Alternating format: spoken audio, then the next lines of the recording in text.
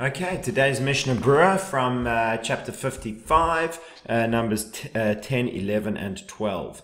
Im na'ar echad, if one young man, nolad is born be'esrim v'teisha le'adar, on the 29th of Adar Rishon, the first Adar, mishana mu'uberet, from a leap year. Shana mu'uberet means a leap year. Literally it means a pregnant year. The idea is it's a year with an extra month, a year that's carrying another little month inside of it. So in the leap year, you have two Adars. So a young man's born the 29th of the first Adar in a leap year. And the second young man is born in the second Adar on the first. Alright, so he's born a day later, but it's in the next month. Now when they turn 13, the year of the 13 is not a leap year, so there's only one Adar. So it turns out that our second young man, who was born later, is actually going to be celebrating his birthday 28 days earlier than his older peer. The one who is born on the 29th of the first Adar, Tzarich Lahamtin, needs to wait Ad Esrim V'Teisha Adar, for the 29th of Adar, Bishnat Shlosh Esrei, in his 13th year, Liot Ben Shlosh Esrei Shana, to be Bar Mitzvah.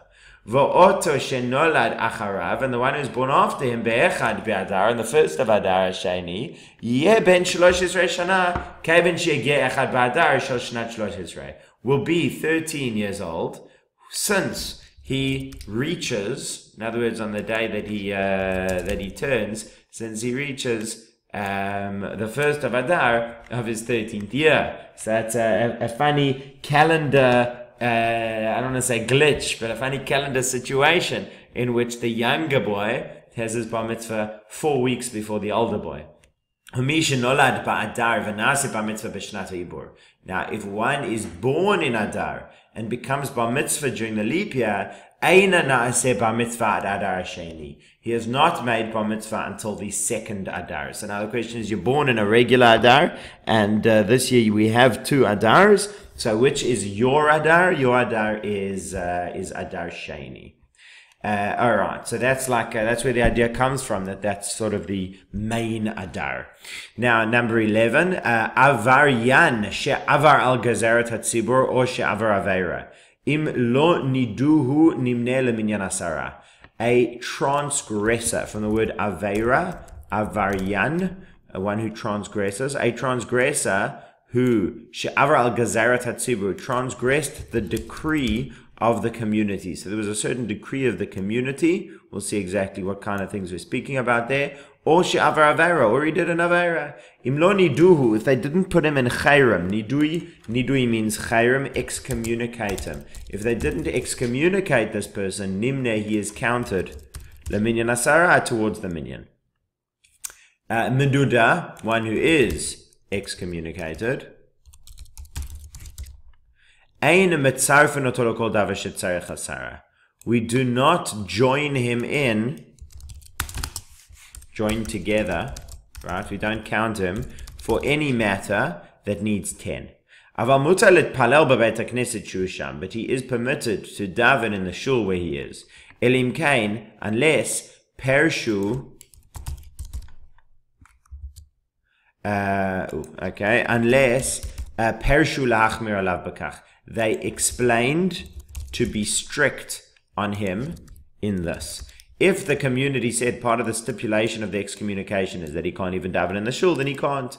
But if it was just a regular excommunication, he can still daven in the shul, even though we can't count him for a minyan. Now, number 13. Tzarich shiyu kol ha'asara bimkom echad u'shleach tzibur imahem. That's 13, that's for tomorrow. So, alright, so Mishna Brura says, he's born in a leap year and he has a bar mitzvah in a year that is not a leap year. But if the 13th year was also a leap year, as bavadai, then certainly, Hainu Omrim, we would say, Hanola Barishon, Ye Bar Mitzvah Bada Rishon, Vasheni Bada Sheni. The one who's born in Adar Rishon will be Bar Mitzvah in Adar Rishon, and the one born in Adar Sheni will be in Adar Sheni. Fine. Number 44 in the Mishnah Brura, Ad Esrim V'Teisha Adar, until the 29th of Adar, he has to wait till the end of the month. Ma'udatema, what would you have said? Right? It's a way of phrasing an argument. Even though you would have said this, the answer is really that. Ma'udatema sheyachashev, it should be calculated, it should count, should be considered. Yachashev Adar Rishon shenolad bo bimkom Shvat. The first Adar in which he was born should be considered in place of the month of Shvat. V'kavin she'egia esrim v'teisha b'Shvat, and since he arrives on the 29th of Shvat, b'shnat shloishes, around the 13th year. After all, it's now been 12 years and 12 months, so that's 13 years. Yenase bar mitzvah, so we might think his bar mitzvah actually happens at the end of Shvat. Kamash malan, it comes to teach us. That's the companion phrase to Ma'udatema. You would have said X, Y, Z, but it comes to teach us ABC. To lo amrinan kain. We do not say this. Lo amrinan, we do not say. Amrinan, nan at the end is Aramaic for we. We don't say this. Lo amrinan kain. Eino na'aseh, he's not become bar mitzvah. Afal gav. Even though the Kvar Katav Mechaber, the Rabbi Yosef Karo already wrote, Sef Teta number 9, the Chodesh HaIbur Bichlal, that the 9th month becomes part of the year. Mikol Makom, nevertheless, Hava Amina, I would have said, Davka benolad bechodesh acher.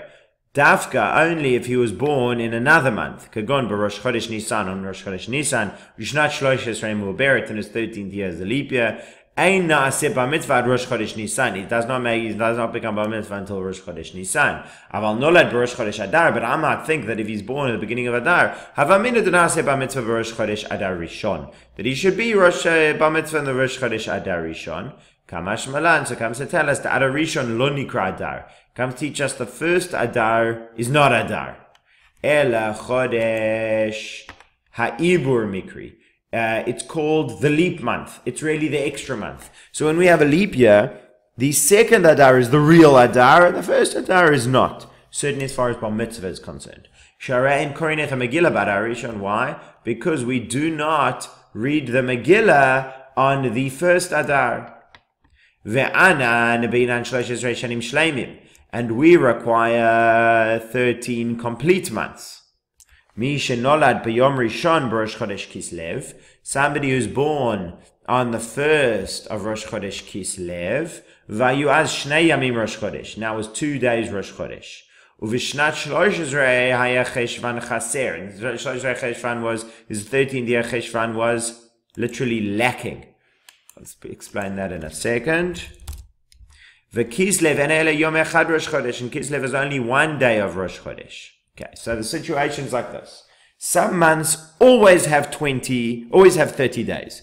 That's 2 days Rosh Chodesh. The 30th day of this month and the first day of the next month. Some months always have 29 days, which makes only 1 day Rosh Chodesh, the first of the next month. And some months alternate between 29 days and 30 days. And Kislev is one of those. So sometimes for Kislev you have 2 days Rosh Chodesh, 30th of Cheshvan and the 1st of Kislev. And sometimes for Kislev you only have 1 day Rosh Chodesh, the 1st of Kislev. So he was born Yom Rishon Rosh Chodesh Kislev, on the 1st day of Rosh Chodesh, in other words the 30th of Cheshvan. And in his 13th year, there's no 30th of Cheshvan. Kislev and Ele Yom Echad Rosh Chodesh. Afal PK, nevertheless, Eno Na'aseh Bar Mitzvah ad Rosh Chodesh Kislev. So we don't say, well, since he was born on the 30th of Cheshvan, we'll go back to the 29th, because that's the last day of Cheshvan. We say, no, we'll go forward to the next day. Misha Nolad Rosh Chodesh Kislev, and somebody born on Rosh Chodesh Kislev, Eloya Rabbi Rak Yom Echad Rosh Chodesh. Now the other way around as well. He's born in a year when there's 29 days in Cheshvan, he's born on the 1st of Kislev. So what do you do in the leap year? Do you say, well, it's the 30th of Cheshvan because it's the day after the 29th? Or do you say it's the 1st of Kislev? In his 13th year, there are 2 days Rosh Chodesh. Na'aseh bar mitzvah b'yom rishon de Rosh Chodesh. He would become bar mitzvah on the first day of Rosh Chodesh, In other words, the 30th of Cheshvan. So yes, you do go that day earlier. So working out your Hebrew birthday is something that is not quite as simple as we think. It's a little bit variable, actually. Or Shavar Aveira. Next halacha. Somebody transgressed the community declaration. Let's say the community said everyone must give a certain amount of tzedakah. This guy didn't do it. Or he's done some kind of Aveira. He still counts in a minyan. Katava Prima Ganim. The Prima Ganim writes, Davka Aveira she'avar l'tei avon. Particularly only an Aveira that he did l'tei avon out of desire. In other words, he ate the cheeseburger because he just couldn't hold himself back. Aval lahachis, but to anger. Right? There's two categories of an Aveira. There's an Aveira that somebody does because he just can't hold himself back against his evil inclination. There's an Aveira that somebody does because he wants to make a declaration. He wants to get back at Hashem, wants to get back at the communities. Davka eating pork. Then even with one thing, or if he is a mumar. Mumar is like an established transgressor. Somebody that it's not just that he fell one time. It's that this is what he does. If he's a mumar la'avorat kilulim for idol worship, or la'chalel Shabbat b'farhesia, or to desecrate Shabbat publicly, dino ka'akum, then he is considered like someone who is not Jewish, va'enu mitztaref, and he does not join together in the minyan. So, okay, the question today, if somebody doesn't keep Shabbat, can they count in a minyan? The answer is basically yes. A lot of discussion exactly why, but for several hundred years, they've pointed out the difference that exists between ancient times and today. In ancient times, somebody didn't keep Shabbat. It was a declaration that he no longer believes in Judaism and Torah. Today, this is just kind of what people grew up with. It's not to declare, they're driving to shul, so they're not running away from Hashem. So we do count those people in a minyan today, but obviously if somebody would worship idols, so let's say somebody's converted to a different religion and they want to come to shul for they want to come to shul out of honor for their parents' yotzat, so we can't count him for a minyan. Loniduhu, if a person did an Aveira, as long as they haven't been excommunicated, they can be part of the minyan. Afilu Aveira shechayv alei mita, even an Aveira for which one receives the death penalty, still he can join the minyan. Right, so a person, even if he's an adulterer, v'atam, the reason, dichtiv, be'achan chata Yisrael, when it comes to achan, it says the Jewish people have sinned.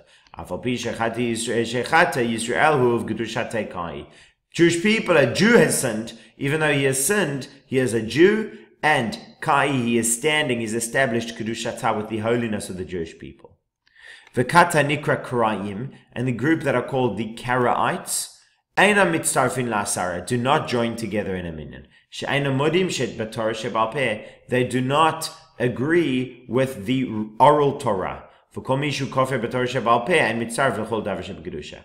And anyone who denies, modeh is admit or agree, right? And kofer is denies. So somebody who denies the Torah sheba'al peh, the oral Torah, ein mitztaref, does not join together, l'chol davar sheb'kedusha, any matter of holiness. So if you have somebody who says, I don't really believe in this whole oral Torah business, so then he's actually not number 10 in your minyan. That's it for today.